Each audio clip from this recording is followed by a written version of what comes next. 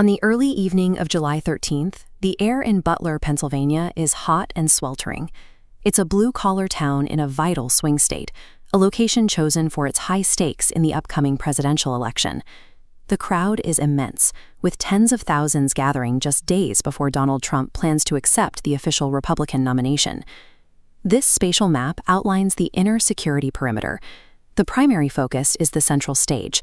Surrounding the candidate are supporters in bleachers to the center left and center right, with 3 large buildings positioned directly behind the podium. To protect this immediate zone, Secret Service snipers are positioned on the rooftops of the buildings on the far left and far right. They are actively scanning the environment, searching for threats in the crowd and the immediate vicinity. Concentrating these highly visible resources directly around the stage creates a distinct security bubble.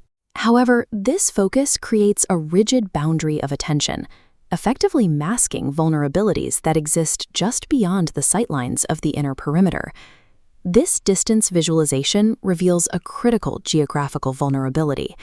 If you draw a line straight north from the stage, exactly 400 feet, or about 120 meters away, sits a building with a roof that is completely unoccupied by law enforcement. From their vantage point, several crowd members notice movement on that specific roof.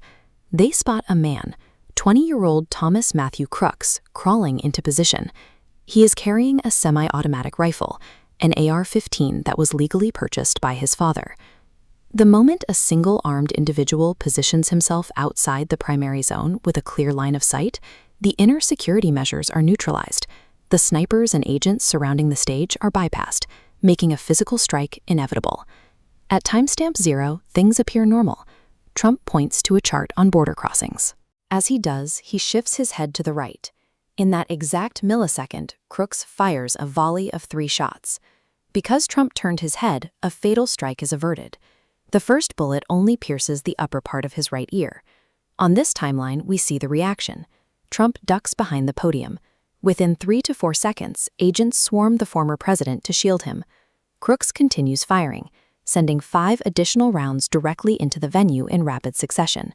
Those bullets tear through the bleachers. 2 spectators are critically injured, and a 50-year-old man named Corey Comparator is killed.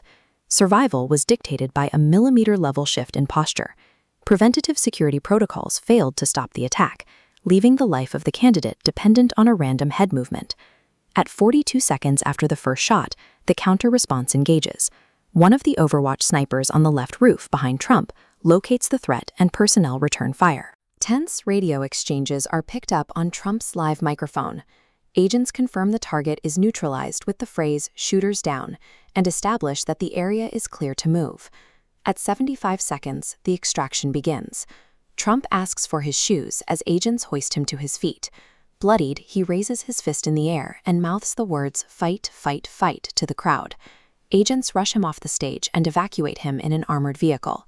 He is taken to a local hospital and flown to New Jersey. The counter-response neutralized the threat and completed the extraction within 75 seconds of the initial shot.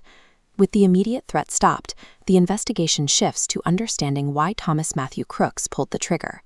The profile of the 20-year-old kitchen worker is full of contradictions. He had no criminal history. He was a registered Republican, yet he also donated $15 to a liberal voter turnout group in 2021. The FBI quickly uncovers suspicious devices in both his vehicle and his home, deepening the complexity of the case. This lack of a coherent ideological profile creates an investigative vacuum. Without a clear why to anchor the case, agencies struggle to categorize the threat, making it harder to develop the predictive models needed to identify similar lone actor risks in the future. The assassination attempt drew widespread global condemnation. Meanwhile, the image of the bloodied, defiant former president raising his fist immediately became a powerful symbol for his re-election campaign. While the tactical response was rapid, the event is defined by a systemic spatial failure. A gunman was able to secure a clear line of sight to the stage from just over a football field away.